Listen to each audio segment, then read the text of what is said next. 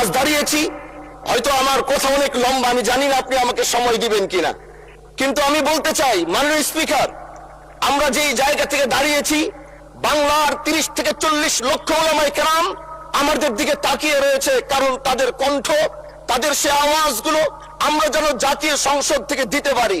তার মধ্যে অন্যতম একটি হলো মা কানা মুহাম্মাদুন আবা আহাদিম মির রিজালিকুম ওয়ালাকিন রাসূলুল্লাহি ওয়া খাতামান নাবিয়্যিন ওয়া কানা আল্লাহু বিকুল্লি শাইইন আলিমা। আপনি জানেন নবীর পরে আল্লাহ নবী হচ্ছে আমার ঈমানের অংশ, আমার ঈমানের পার্ট।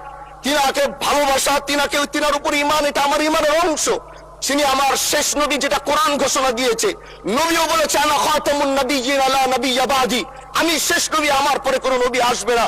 কিন্তু মাননীয় স্পিকার, দুঃখের সাথে বলতে হয়, বাংলাদেশের এরকম একটি পার্ট রয়েছে, যেই পার্টের এক অংশ মানুষ তারা নবীকে অস্বীকার করে, তারা মুসলমান দাবি করে, এবং এই বিষয়ে অনেকের ধারণা আছে, তারা জানে।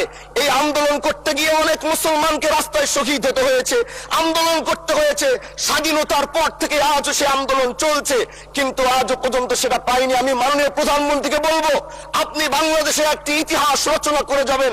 আপনার মাধ্যমে যদি এটা স্বীকৃতি পায়, যারা নবীকে অস্বীকার করে তারা কোনদিন মুসলমান থাকতে পারে না, এটা আইনের মাধ্যমে, এটা বাংলাদেশের পার্লামেন্ট থেকে ঘোষণা হবে, সেটা আমরা চাই।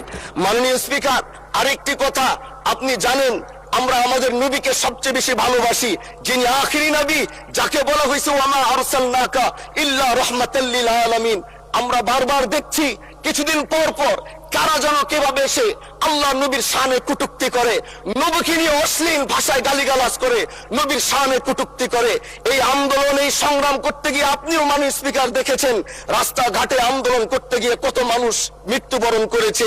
যদি একবার বাংলাদেশের আইনে, কারণ মুসলমান যদি আমাদের বাংলাদেশের পার্সেন্টেজ অনুযায়ী আমাদের অবশ্যই মুসলমানদের সংখ্যা এই দেশে অনেক বেশি। আমরা তো অন্য কিছু চাচ্ছি না। এই দেশের মানুষ নামাজ না পড়লেও যদি কেউ নবীকে কটূক্তি করে, তার কলিজা ছিঁড়ে যায়, সে রাজপথে নেমে যায়। আমি বলবো, যারা নবীকে কটূক্তি করে, নবীর নামে গালিগালাজ করে, এদের মৃত্যুদণ্ড, এই আইনটাও যেন বাংলাদেশের এই সংসদ থেকে পাশ করা হয়।